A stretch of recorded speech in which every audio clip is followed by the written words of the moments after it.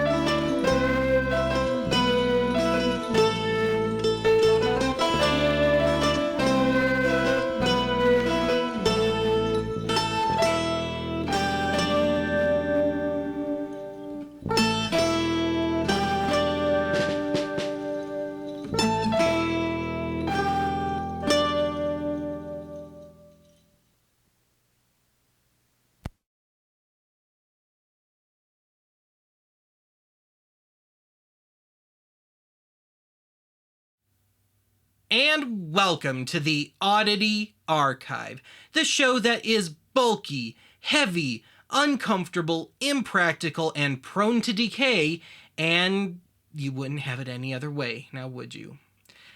Anyway, 100% show tune free Musical March rolls on today with what is admittedly largely going to be a whole lot of self-administered psychotherapy for me. So anyway, today let's take a look at the first real, no pun intended, real staple of hi-fi geekdom, the reel-to-reel.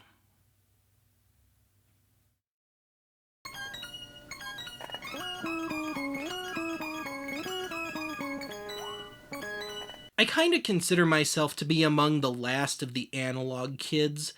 I grew up with audio cassettes and vinyl, despite CDs having already caught on. And when I got into recording and stuff, despite the advent of consumer-grade digital recording, I, for budgetary reasons, learned about audio engineering and editing on a Tascam cassette Portastudio.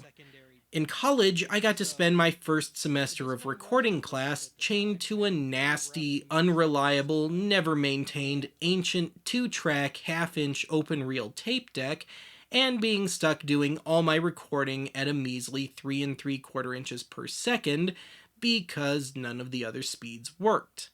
And to add insult to injury, I was stuck with very worn out, very heavily reused tape stock to boot. As it turned out, my class was the last one to use analog gear at all. Fast forward to the early days of Oddity Archive, and despite my bad experiences with open reel tape in the past, I started picking up mystery reel-to-reel tapes in the thrift stores as I found them, with the intent of eventually doing an archive episode on the stuff. I also figured I'd stumble upon a working deck right there in said thrift store at some point, and, well, it hasn't happened yet. Over the years, I have found a couple of decks, but never found one in working order. You can see me fighting with a fixer-upper dictation deck at the beginning of the Going Analog episode. Recently, though, it's gotten to the point where I've grown annoyed at my lack of luck out in the wild, to the point where I just broke down and bought a $23 plus $50 shipping fixer-upper 4-track deck on eBay, because I'm too cheap to cough up $500 or more on a restored deck. By the way, I am skipping the history lesson for this one. And this is partially because this is one of those really deep, sprawling topics, and I just don't think one of my stupid little history lessons would do a whole lot of justice. And even then, that is just not what I want to accomplish with this episode anyway. Seriously, if you're so inclined, there's whole books on this subject. Go do a little reading. Anyway, what I would like to accomplish with this episode is I'd like to give a rundown of my own experiences with this format and, show you how a general consumer grade reel to reel deck works and, of course, play some samples. And I got a lot to talk about here, so let's get right down to business.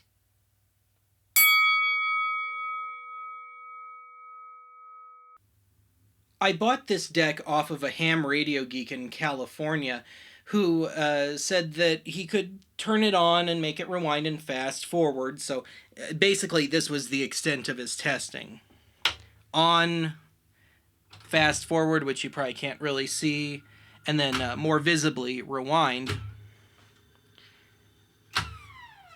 And that was the full extent of the testing because, as he claimed, he had no tapes. Which, of course, I think is eBay-ese for it don't work. And as I said in the little personal story time segment a few minutes ago, I knew going in that this was going to be a fixer-upper. But I had absolutely no idea just how much work it would need. Just the sheer tonnage of work that this thing would need. And when I first got this, it didn't power up at all. And that turned out to be because this has an automatic setting on it that will shut the deck off when it senses that there's no tape, going through. So when I turn the switch on, you'll see the VU lights will go out.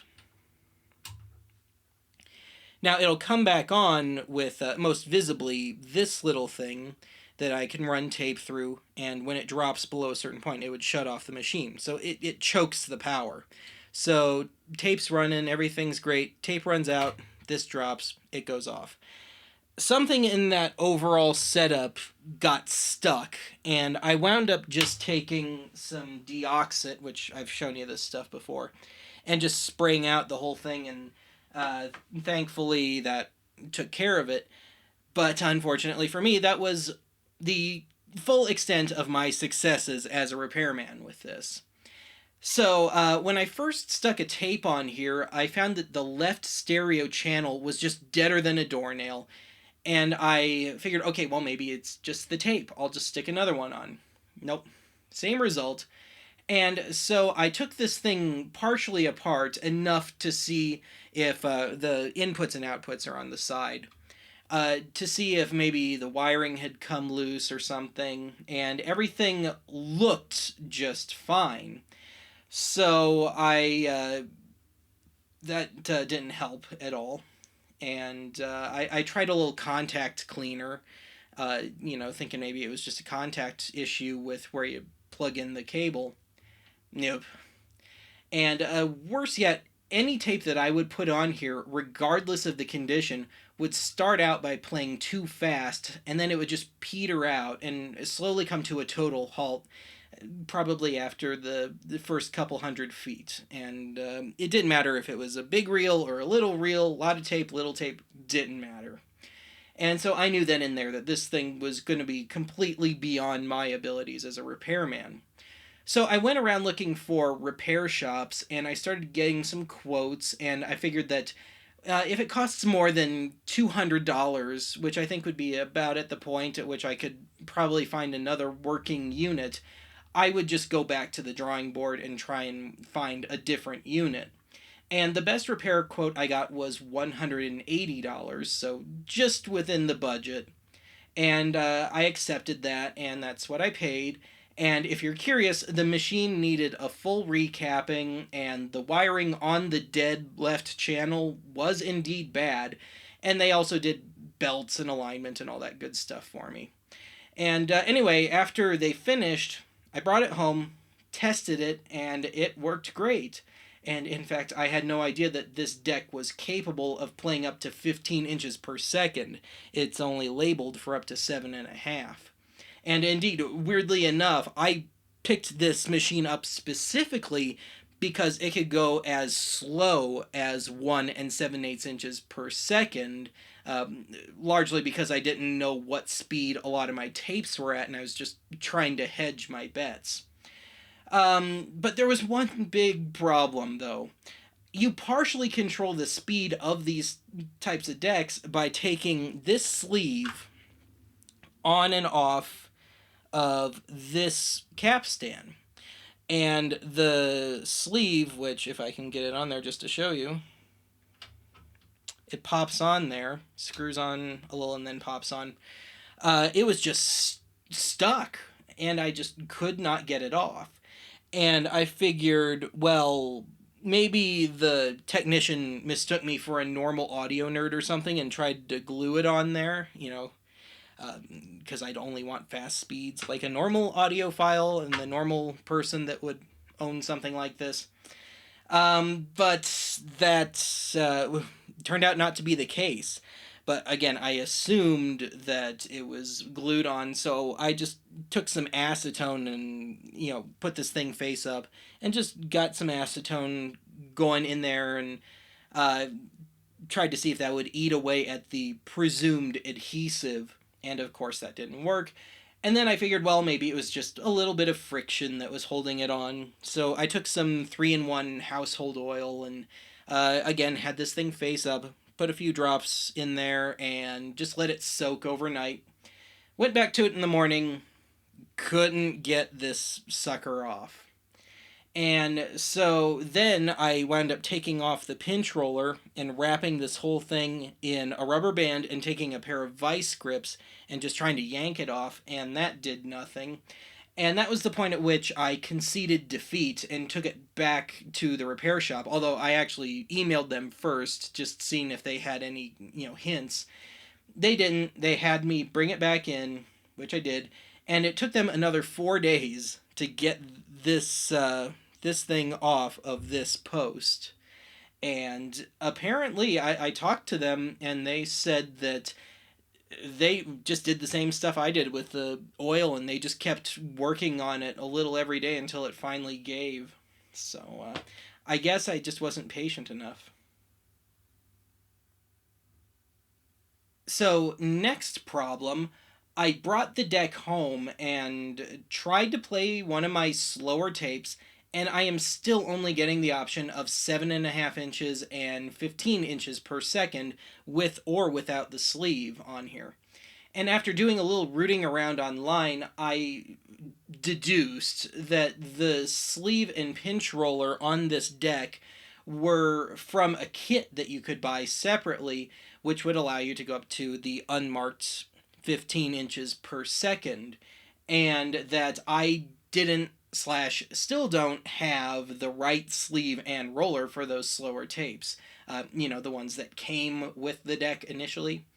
And that's where the story currently stands. I am still in the process of gathering the proper parts so I can, again, properly tackle the slow tapes that I've got.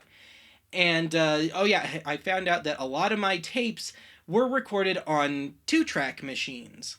And I can still play them on here, but they're a little funky. They're a little off kilter alignment wise. But they were also fixable on the computer, so maybe not 100% honest, but still workable. And I'm really, knowing me, I'm gonna eventually break down and get a 2-track deck as well. And I'm not really looking forward to that. And finally, just some unrelated horror stories. I've been doing archive long enough and I've been working with tape long enough that I've been burned several times by bad tape, and of all sorts, audio and video. And it's gotten to the point where when I get a not so hot looking tape, I try to just rewind and fast forward the thing once through without actually playing it. And, to see if it gets stuck or sheds or whatever. And as it turned out, half the tapes that I wanted to transfer had splices in them that I wasn't aware of, and that nearly every splice had fused itself to the next layer of tape below on the reel. Well, this meant having to reteach myself how to edit tape, which is something I hadn't done since I was a teenager.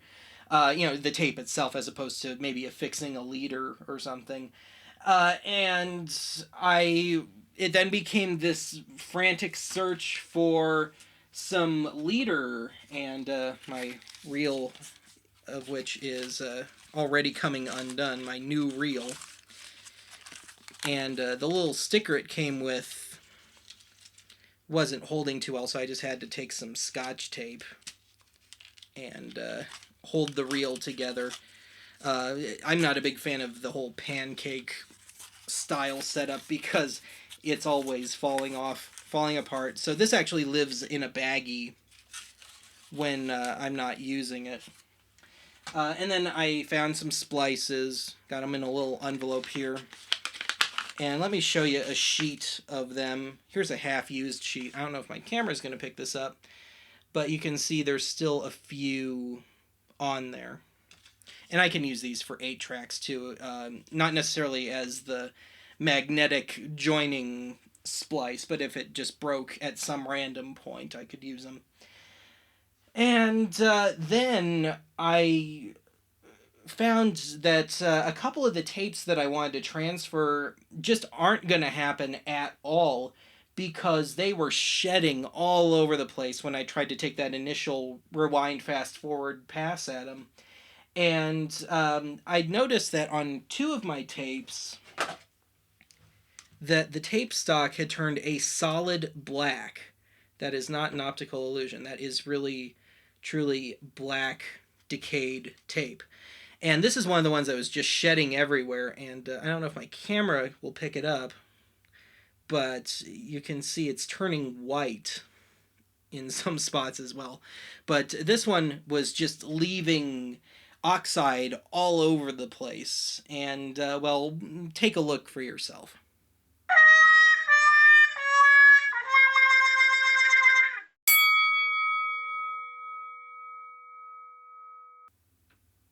All right, I'm going to do this next segment in kind of pseudo-guerrilla mode, so I can get in tight into all the parts that I want to get to. Anyway, I just realized that I have spent 10 minutes plus just rambling about all my troubles with this thing. I said this episode was going to be a bit of psychotherapy on my part. And I realized that I haven't really said what this is and just gone over the basics of it. So let's take care of that. This is a Roberts 1740X, and Roberts is the American version of Akai, AKAI, and this is a clone of an Akai X150D 4-track deck, which is a very common open reel machine. And 4-track, 2 tracks, stereo each direction on the tape, just like a standard audio cassette. And I believe this unit dates to the late 60s, maybe the very early 70s. I'll call it 67 to 70, somewhere in that time frame. And if we turn it to the side here, this is a multi-voltage unit, so I could take this over to Europe if I wanted to and do some recording, and all I'd need is an adapter plug. But I noticed that it had a DIN port on it, and you don't really see that on much American audio gear, certainly not of this vintage. And below that, it's a little more standard. We got 1/4-inch jacks for the inputs and outputs, which is no biggie. I mean, that just means getting a couple of phono to 1/4-inch adapters so I can plug it into the stereo. And I just borrowed this from my 8-track deck for testing purposes. Anyway, and there's a little bit of interesting history on the back here.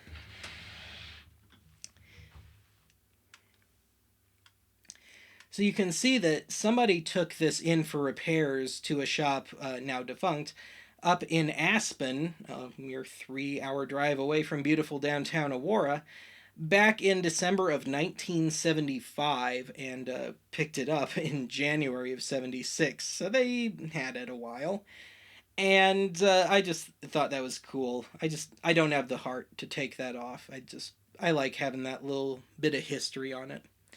Anyway, let's get back to the face here. And let's just, specifically for the benefit of our younger viewers, let's just try and give a little rundown of the basics of this. So I guess we'll start with the reels here. I'm not too happy with my take-up reels. I have two of them, but I prefer the ones that have kind of a little grit to the inside of them. This one's perfectly smooth. And that's because I can just put the tape on there, rest it on there, and when the tape goes on, it's all held on by friction. On these smooth ones, I can't do that. If there's a way, I haven't figured it out yet. So I always have to run it through this little slot here and just fold it off and advance it by hand a bit when I'm starting with something. But that's how that works. And then to get it on and off, it's this. Let me take it off first. You got the wheels here, and to put it on, you line up the two sets of notches, and then you stick the reel on, and then you can pull this little plunger out, and if I can get it to rest right, and you just kind of have it go completely, I guess you could say, out of phase with the slots, and it'll stay on there for you good and tight. And there's also little rubber adapters you can use there. And if this were a bigger deck, I could use a National Association of Broadcasters adapter and reel and use 10-inch reels on this, but this machine's too small for that, so I can only do up to 7-inch reels with this one. And then you have, say this was a full roll of tape, you'd bring the tape down, and you got this first set of rollers here.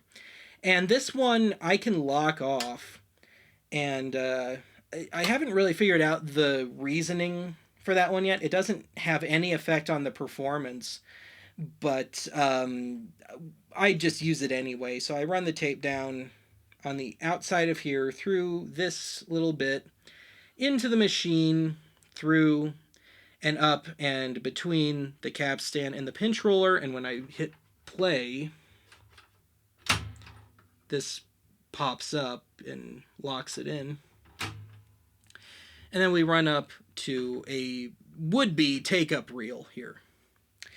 And this whole section here, this is to switch between left and right. And for whatever reason, when I use a standard 4-track stereo tape on here, I only get the left channel regardless of which specific area I turn it to. Now, if I put one of the 2-track tapes on here, I can move it up and down, and I can still get left and right. So I imagine that's by design. Anyway, this little bit here, you can take off with a thumb screw on the side.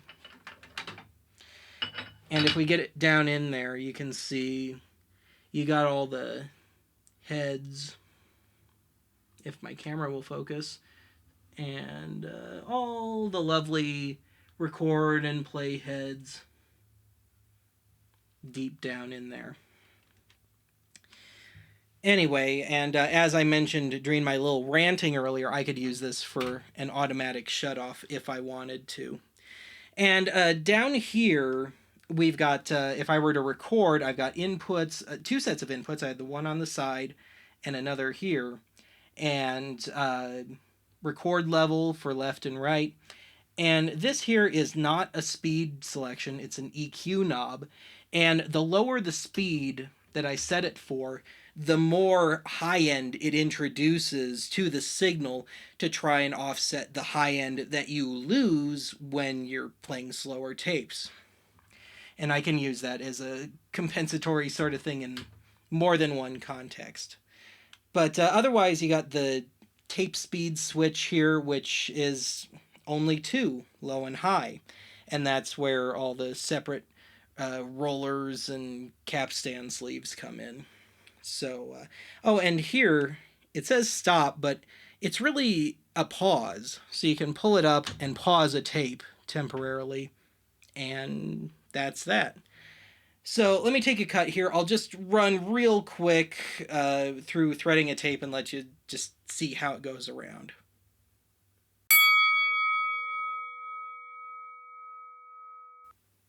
Alright, let's see if I can do a little speed round with this.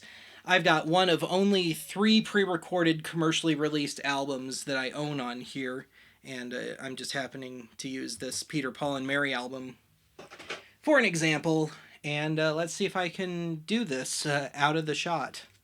So I'll take out a little, and I put leader on this, which doesn't even matter. There was no leader on it, but there's about a minute between the start of the tape and the start of the program. So, no biggie there. I'm not going to do any of the auto stuff here.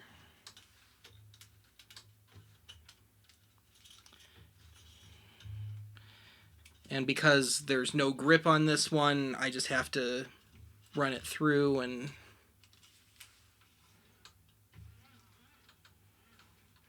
give it a little boost on its own. And I don't have this hooked up right now, so you're not going to hear anything. But I've got it all hooked up, and hey, ain't that great? Pause. Unpause. I just made that up. Stop. Fast forward. Rewind. Fast forward twice, because I don't know what I'm doing.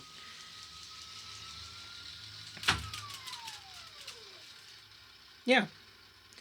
It takes a little patience, takes a little practice, but it's not too tough.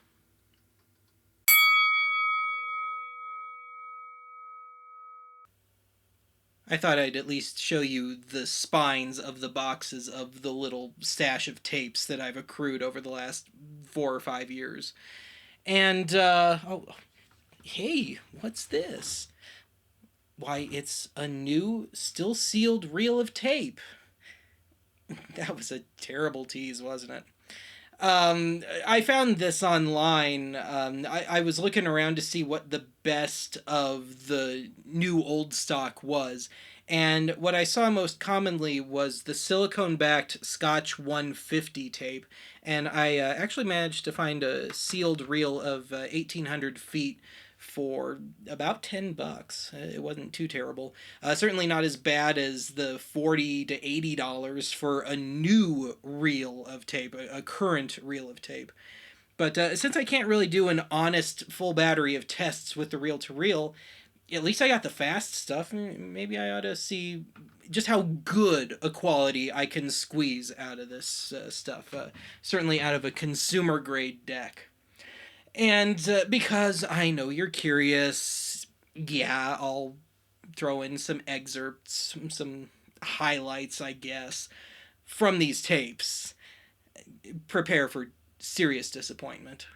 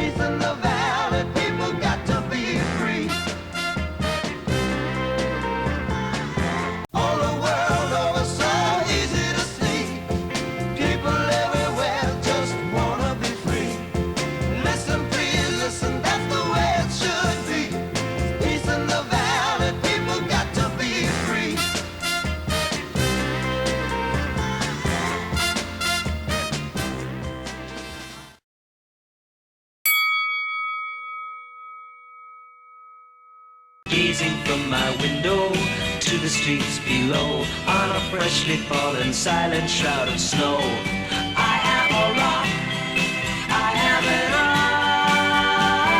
island.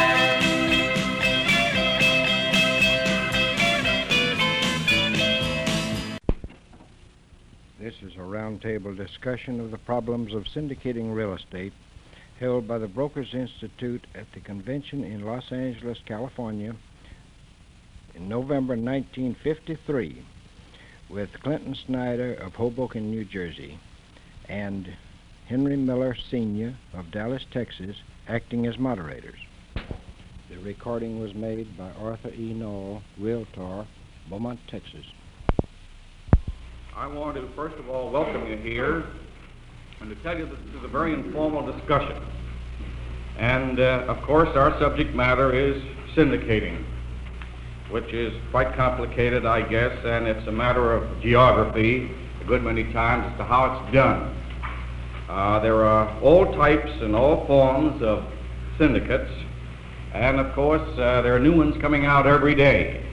I put down about 5 or 6 different methods that I know of that are being practiced, and some of the things that the clients of our office are working with.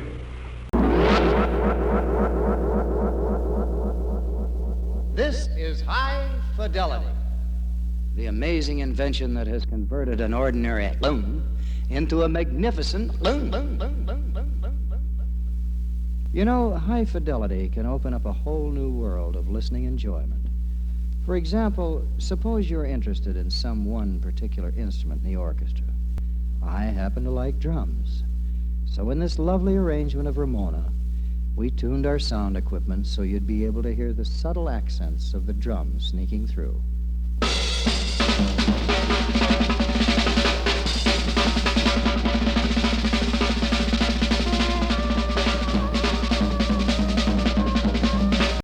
Presently, it's not picking up too well because we're not close to the mic. But if you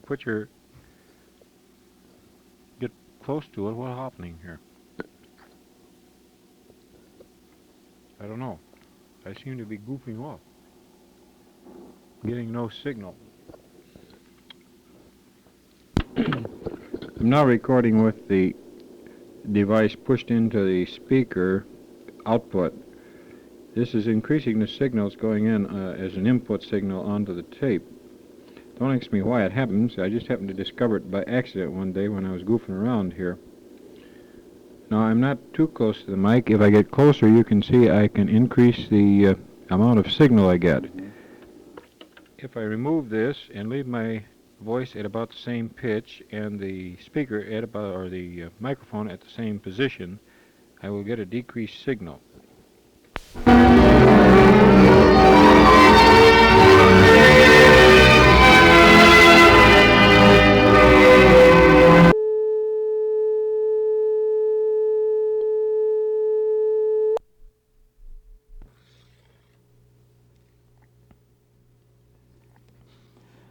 In our fast-moving world of today, it's easy to take things for granted. First among these are those things out of sight and therefore out of our minds as well. Things like sanitary sewers. Every once in a while, we need to remind ourselves about some of these things. Sanitary sewer happens to be a subject that is utmost in importance to every working person and every family in the Rockford area. To every voter, it will be important, too, on April 3rd, because voters will be asked to approve continued progress through a yes vote favoring a bond referendum. Without this approval, our Rockford community could well stand still or even go backward in terms of healthy economic growth.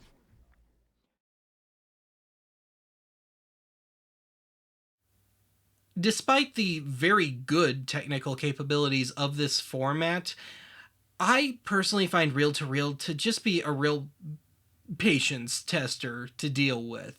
With the threading and the constant cleaning and maintenance, and not to mention all these tapes that are rotting away to nothing right now. And as such, I think I'm going to have to rank this one, again, despite the capabilities, right down there with the 8-track as far as my least favorite vintage audio formats go, certainly in terms of having to put up with them. But anyway, let me shift gears here just slightly right at the end. I kind of lied to you a little bit with that box of tapes that I showed you at one point. There's actually some pretty interesting stuff on some of those tapes. And one of those tapes in particular, I'm going to come right out and say it right now, it was a big find for us here in Archive Land. But I'd really like to be able to devote the proper time and attention and care to those tapes. And as such, I'm putting them on the back burner until next month once this whole musical march thing blows over.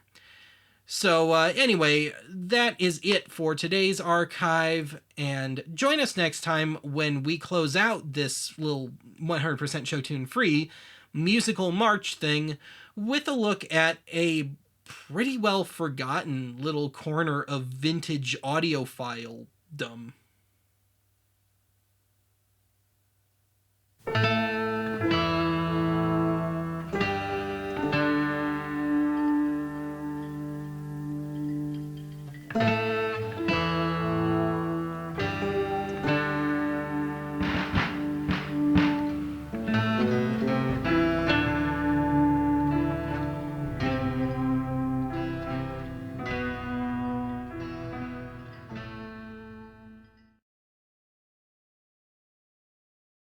Now, thanks to Sonoramic High Fidelity, a Stradivarius going through a garbage disposal sounds like the priceless instrument it is. Listen closely.